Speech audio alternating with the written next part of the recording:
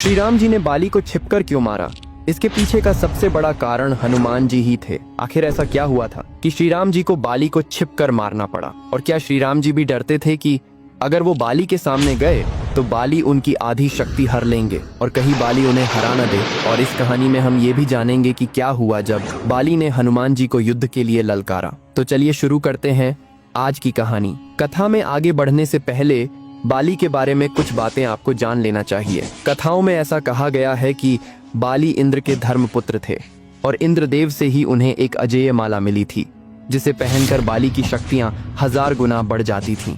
इन शक्तियों से बाली ने बहुत सी लड़ाई लड़ी और सभी में उसको विजय हासिल हुई। इसके बाद बाली ने ब्रह्मा जी की तपस्या की, जिससे खुश होकर ब्रह्मा जी ने उन्हें वरदान दिया कि वो जिससे भी लड़ाई करेंगे तो उसके शत्रु की आधी शक्तियां बाली में आ जाएंगी। इस वरदान के बाद तो बाली ने राक्षसों को अपने सामने टिकने ही नहीं दिया और हजारों राक्षसों का उन्होंने वध किया। एक ओर जहां बाली अपने पराक्रम से अपनी शक्तियों का डंका बजा रहे थे, वहीं दूसरी ओर रावण भी उसी समय असीम शक्तियों का मालिक बन चुका था और तीनों लोकों में तबाही मचा रहा था। रावण का सामना उस समय कोई नहीं कर पा रहा था। रावण को अपनी शक्तियों पर बहुत घमंड था। उसको लगता था कि उसके सामने कोई नहीं टिक सकता। जब रावण को बाली के बारे में पता चला तो वो रावण अपनी शक्तियों के अहंकार में बाली से लड़ने किष्किंधा चला गया।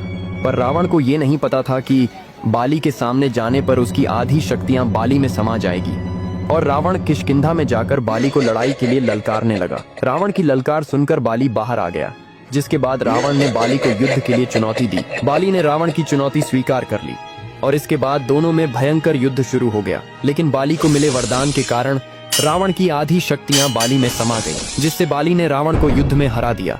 इसके बाद बाली ने रावण को अपना बंदी बना लिया। रावण से जीतने के बाद बाली को अपनी शक्तियों पर बहुत ज्यादा घमंड हो गया था और अपनी ताकत दिखाने के लिए रोज रावण को अपनी बगल में लेकर घूमने जाने लगा। इसके बाद रावण ने बाली से माफी मांगी और दोनों के बीच मित्रता हो गई। लेकिन इसके बाद बाली का घमंड आसमान छूने लगा। एक दिन बाली अपनी शक्ति के घमंड में चूर जंगलों में घूम रहा था और पेड़ पत्थरों को उखाड़ उखाड़ कर फेंक रहा था। उसी जंगल में हनुमान जी श्री राम जी का जप कर रहे थे। जब बाली हनुमान जी के पास पहुंचे तो उन्होंने हनुमान जी से कहा कि क्या पूरे दिन राम नाम जपता है? राम नाम को छोड़कर अपने राजा बाली का जप करो। हनुमान जी ये सुनकर मंद मंद मुस्कुराए और वापस अपनी भक्ति में लीन हो गए। ये देखकर बाली को बहुत गुस्सा आया। बाली ने हनुमान जी से कहा कि मैं तुम्हारे राम से ज्यादा शक्तिशाली हूँ और कहा कि अगर तुम्हारे राम मेरे सामने आ जाए तो मैं उन्हें भी हरा सकता हूँ। जब तक बात खुद पर थी तब तक हनुमान जी ने कुछ नहीं कहा, लेकिन जब बात उनके प्रभु पर आई तो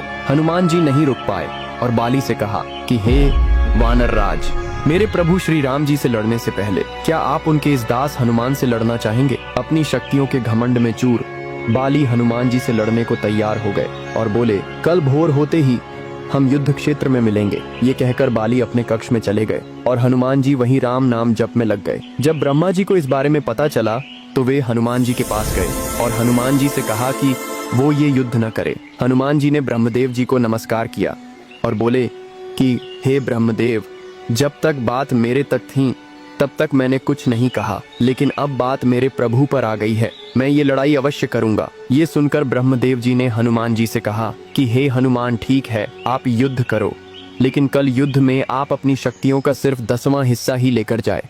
बाकी शक्तियां श्री राम जी के चरणों में छोड़ जाएं और युद्ध के बाद वो शक्तियां आप वापस ले लेना। हनुमान जी ने ब्रह्मदेव जी की बात मान ली और अगले दिन युद्ध में अपनी शक्तियों का सिर्फ 10% हिस्सा ही वो अपने साथ लेकर गए। बाली ने सोचा कि हनुमान एक छोटा सा वानर मात्र है, इसे तो मैं इसकी बिना शक्तियां लिए ही हरा दूंगा। और दोनों के बीच युद्ध छिड़ गया।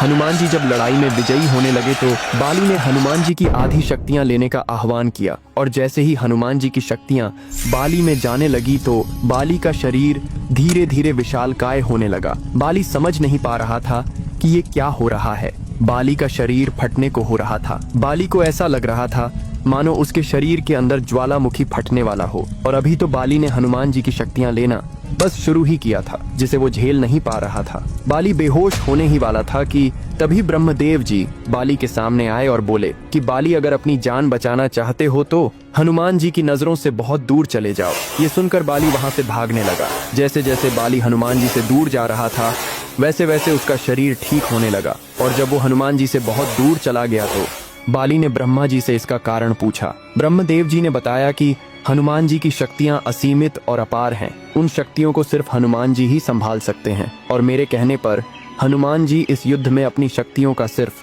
10वां हिस्सा ही लेकर आए थे और उन शक्तियों के अंश मात्र से ही तुम्हारा ये हाल हो गया। सोचो, हनुमान जी अगर अपनी पूरी शक्तियों के साथ आते तो तुम्हारा क्या हाल होता। ब्रह्मदेव जी की बातें सुनकर बाली को अपनी गलती का एहसास हुआ और उसका घमंड चूर चूर हो गया। इसके बाद बाली ने हनुमान जी से माफी मांगी और हनुमान जी से कहा कि हनुमान जी, आपके अंदर असीमित शक्तियां हैं, लेकिन फिर भी आप इतने शांत कैसे रहते हो। और ये कहकर बाली हनुमान जी से माफी मांगने लगे। हनुमान जी ने कहा कि अगर माफी मांगनी ही है तो प्रभु श्री राम जी से मांगिए, मैं तो उनका एक छोटा सा भक्त हूँ। और ये कहकर हनुमान जी ने बाली को अपने गले लगा लिया। इसके बाद बाली श्री राम नाम का जयकारा लगाने लगे और ये युद्ध शुरू होने से पहले ही खत्म हो गया। अब बात करते हैं श्री राम जी ने बाली को छिपकर क्यों मारा।